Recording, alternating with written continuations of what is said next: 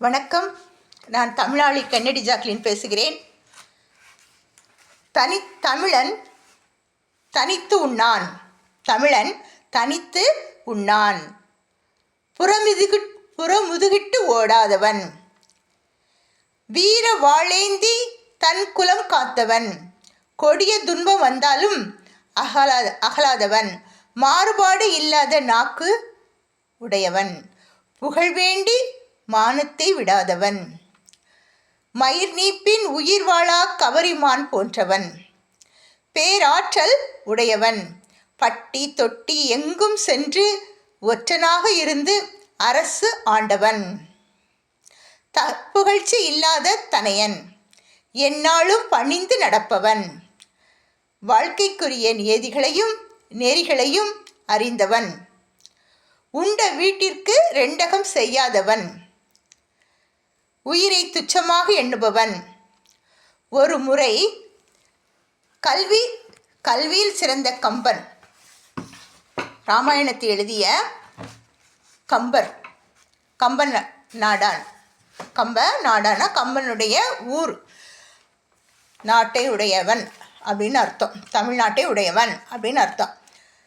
கல்வியில் சிறந்த தமிழ்நாடு, புகழ் கம்பன் கொண்டது தமிழ்நாடு, புகழ் கம்பனை தந்தது தமிழ்நாடு அப்படின்னு சொல்லி பாடியிருக்கிறாங்க. பாருங்க, அந்த கம்பன் பிறந்த நாட்டில் பிறந்த நாம் எப்படி இருக்க வேண்டும் பாருங்க.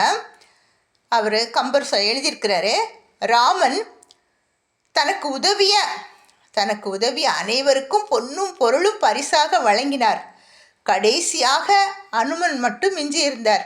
உடனே அனுமனை அழைத்து தங்களுக்கு என்ன வேண்டும் என்று கூட கேட்கவில்லை. இவருக்கு நாம் என்ன கைமாறு செய்ய போகிறோம், என்ன ஈடு இணையில்லாத பொருள் நாம் செய்ய போகிறோம் என்பது அவருக்கே தெரியவில்லை. அந்த அளவிற்கு அவருக்கு எப்படி இருக்கு, இவருடைய நட்பு மேலோங்கி நிற்குது. உடனே தன் அருகில் அழைத்து அனுமனை தன் இருகரம் நீட்டி உனக்கு அன்பு பரிசு அளிக்கப் போகிறேன் வா அப்படி என்று கூறினார்.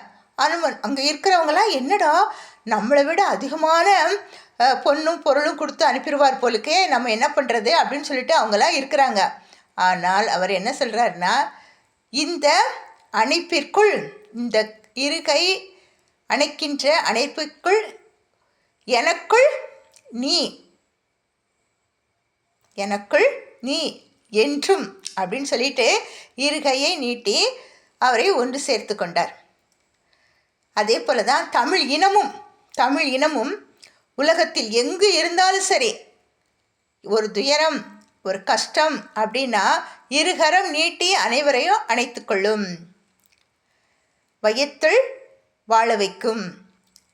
தமிழன் இனம் தரணிலேயே தன்னுள் தற்பெருமை காணாமல் பிறர் முகம் வாடிவிடுமோ என்று மனம் கலங்கி தன் முகத்தில் உள்ள கவலைகளை காட்டாமல் வாழ்கின்ற இன்முகத்தை உடையவர்கள்தான் தமிழர்கள்.